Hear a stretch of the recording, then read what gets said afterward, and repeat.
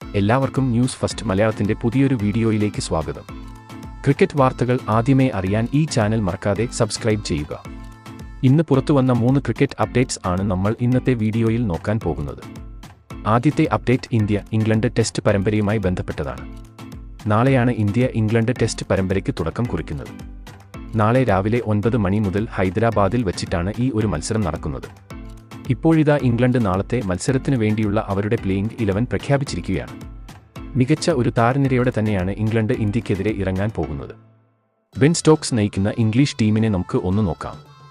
സാക് Crawley, Ben Duckett, Ollie Pope, Joe Root, Jonny Bairstow, Ben Stokes, Ben Foakes, Rehan Ahmed, Tom ഹാർലി, Mark Wood, Jack Leach എന്നിവരാണ് English താരനിര. അടുത്ത update കോഹ്ലിയുടെ replacement താരവുമായി ബന്ധപ്പെട്ടതാണ്. ആദ്യ 2 മത്സരത്തിൽ നിന്നും ഇന്ത്യയുടെ സ്റ്റാർ ബാറ്റ്സ്മാൻ കോഹ്ലി പിന്മാറിയത് ഇന്ത്യൻ ആരാധകരെ സംബന്ധിച്ചിടത്തോളം ഒരു നിരാശ വാർത്തയായിരുന്നു. വ്യക്തിപരമായ കാരണങ്ങൾ മൂലമാണ് കോഹ്ലി ആദ്യ 2 ടെസ്റ്റ് മത്സരങ്ങളിൽ നിന്നും പിന്മാറിയിരിക്കുന്നത്. ഇപ്പോഴിതാ കോഹ്ലിയുടെ റീപ്ലേസ്മെന്റ് താരത്തെ പ്രഖ്യാപിച്ചിരിക്കുകയാണ്. ഇന്ത്യ എ ടീമിനു വേണ്ടി മികച്ച പ്രകടനം പുറത്തെടുത്ത രജത് പട്ടിദാറിനെയാണ് BCCI റീപ്ലേസ്മെന്റ് താരമായി കൊണ്ടുവന്നിരിക്കുന്നത്.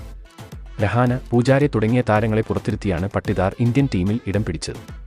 അവസാനത്തെ അപ്ഡേറ്റ് സഞ്ജു സാംസണുമായി ബന്ധപ്പെട്ടതാണ്. നിലവിൽ രാജസ്ഥാൻ റോയൽസിന്റെ ക്യാപ്റ്റനാണ് മലയാളി താരം സഞ്ജു സാംസൺ. തുടക്കം മുതൽ രാജസ്ഥാന് വേണ്ടി മികച്ച പ്രകടനം തന്നെയാണ് സഞ്ജു കാഴ്ചവെച്ചിട്ടുള്ളത്. ഇപ്പോഴിതാ രാജസ്ഥാൻ ടീം മാനേജ്മെന്റ് സഞ്ജുവിനെ രാജസ്ഥാൻ ടീമിൽ നിന്നും ഒഴിവാക്കാൻ പോവുകയാണ്.